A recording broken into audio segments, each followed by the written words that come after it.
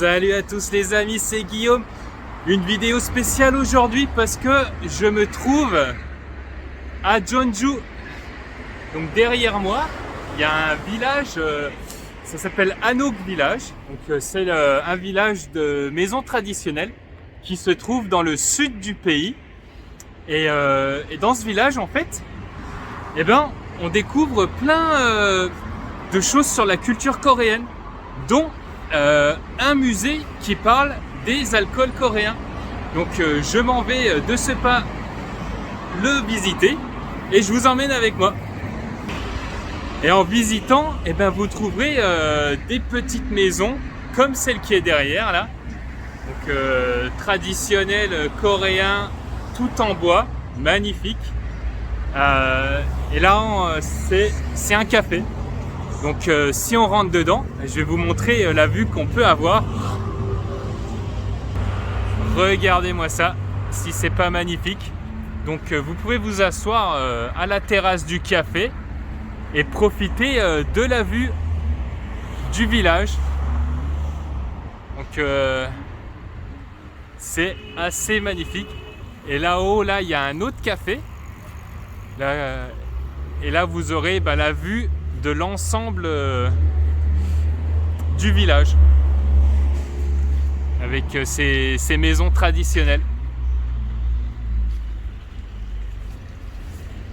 Et là on a un petit jardin à la coréenne avec le petit hanok, le petit bassin, les petits arbres.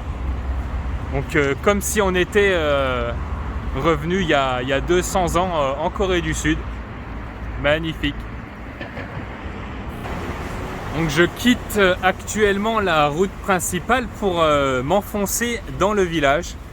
Donc essentiellement, qu'est-ce qu'on va retrouver? On va retrouver des cafés bien sûr. Et on va retrouver des restaurants. Donc il y aura un peu de tout. Tout ce qui est nourriture traditionnelle et plus particulièrement le bibimbap. Le bibimbap de Jeju. Je vais vous montrer là, tiens. Ça tombe bien, il y en a un juste là. Jeonju est très réputé pour son bibimbap. Donc en venant ici, vous pourrez déguster toutes ces spécialités locales et visiter un magnifique village. Donc je vais partir sur la droite parce que j'ai regardé la map et le musée des alcools traditionnels se trouve au fond là-bas, donc je vous y amène.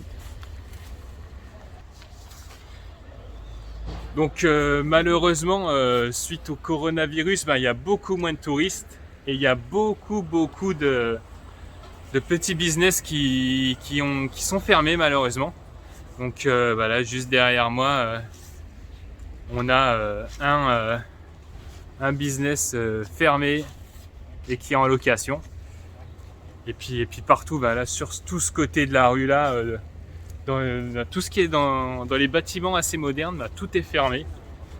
Donc suite au manque de touristes, malheureusement. Bon, ce qui est assez étonnant, c'est qu'il y a quand même pas mal de monde.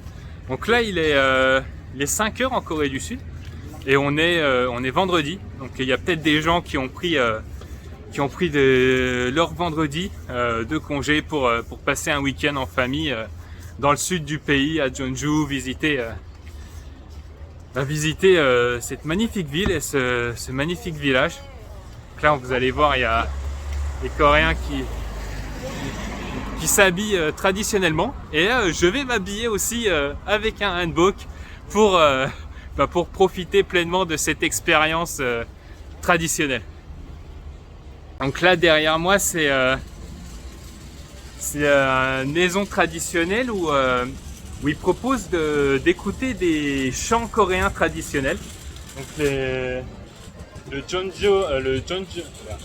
Jeonju Sori Cultural Center. Il est fermé actuellement, mais si un jour vous venez, vous pourrez expérimenter tout de la culture coréenne ici. Ouais, c'est assez magnifique derrière moi. Avec les hanok et tout, petite musique, C'est super ce village. C'est la première fois en 8 ans que je viens ici. Je suis agréablement surpris. Ah, tiens, regardez là, juste derrière moi sur la grosse pierre, le Jeonju Hanok Village. Voilà, peace. Donc même les parkings, hein, ils sont au style traditionnel coréen. La façade est toute en bois. C'est magnifique. Et en cherchant le musée des alcools traditionnels coréens, je suis tombé sur une brasserie qui produit des produits. Enfin, je vais vous montrer. Regardez-moi ça. Qui produit des alcools traditionnels coréens. Donc Solo City Brewery s'appelle. Je suis passé à côté là et en fait on voit les cuves en cuivre où ils préparent cet alcool traditionnel coréen. Là, il y a la petite brasserie. On voit ma tête surtout. Donc on voit qu'ils sont en train de faire des préparations là. Mais bon, j'ai toujours pas trouvé mon... Ah si, il est là, il est juste à côté. Je l'ai pas vu. Ah, magnifique. Bon voilà. Donc en fait, voilà, sous le si, voilà. C'est magnifique. C'est magnifique. Donc on va aller regarder un petit peu, voir ce qui se passe. Voilà, c'est ça. Korean Traditional Wine. Bon et ben voilà, nous avons fini le testing ici. C'était super, franchement. La personne a été top. Donc si un jour vous venez à Jeonju, n'hésitez pas à passer dans ce musée. Il est très petit, hein, mais c'est un plaisir de parler avec la personne. Donc moi je lui ai parlé en coréen. Donc je sais même pas s'il parle anglais, mais c'était une expérience super intéressante. Il a expliqué, parce qu'en fait c'est pas vraiment un musée. En fait je me suis trompé. C'est une brasserie. C'est une brasserie qui fait aussi un peu office de musée parce que la personne, le propriétaire, il connaît très très bien ce qu'il fait. Annyeong. Et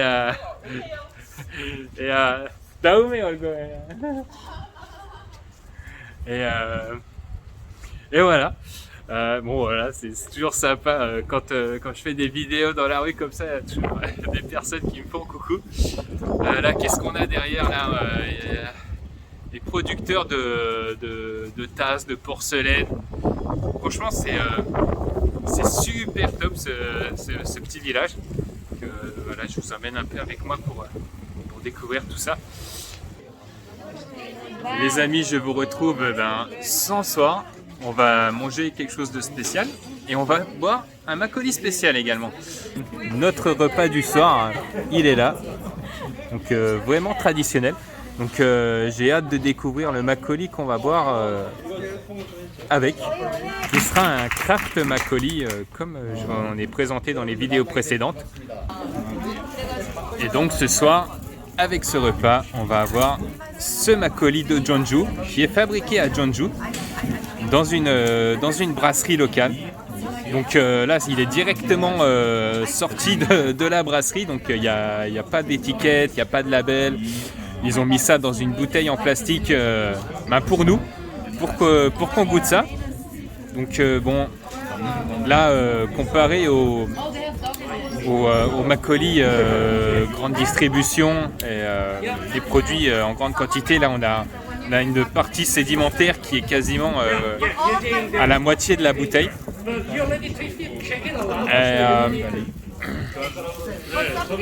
On va goûter ça, hein. On a la belle partie claire, la partie sédimentaire. Et moi j'attends de goûter tout ça. Voilà, on va remuer et on va goûter. Allez, on va se servir. Et là, ils nous ont donné un petit verre en céramique. Bon, attends, il va attendre pas, viens. On va couper. Et donc, je vais me servir ce petit verre.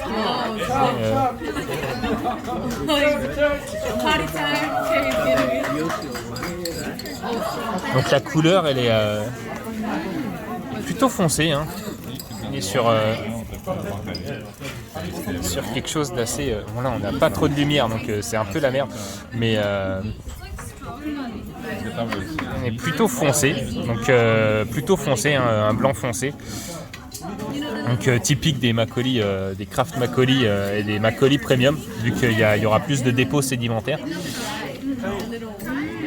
Et on va goûter tout ça. On va goûter les amis. Santé, comme d'habitude.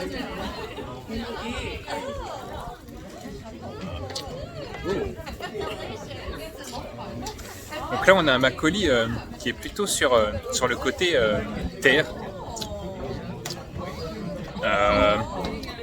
Pas très acide, assez doux, super intéressant, très différent du Macaulay Premium que j'ai bu précédemment. Là on n'est pas sur le côté acide, on est plus sur la douceur, la finesse, sur un côté assez floral. Donc, j'ai également oublié de vous dire que ce Macaulay fait environ 10 à 12% d'alcool. Donc je ne sais pas exactement vu qu'il n'y a rien sur la bouteille. Mais en bouche, ouais, c'est plus fort que les Macaulay traditionnels. Et de Isangon. Donc ce Macaulay là, ce serait un bon compromis entre les deux. Donc je vous le recommande. Puis voilà, moi je vais continuer mon repas. Donc on va goûter ce Macaulay avec différents plats. Donc là on a encore reçu, le riz, on a reçu le sogogi. Et ça c'est une petite soupe avec du radis et du bœuf. Voilà, on va goûter tout ça ensemble. Santé les amis. Petite balade dans les rues de Jeonju. Donc là autour de moi, plein de maisons traditionnelles. C'est pas mal du tout.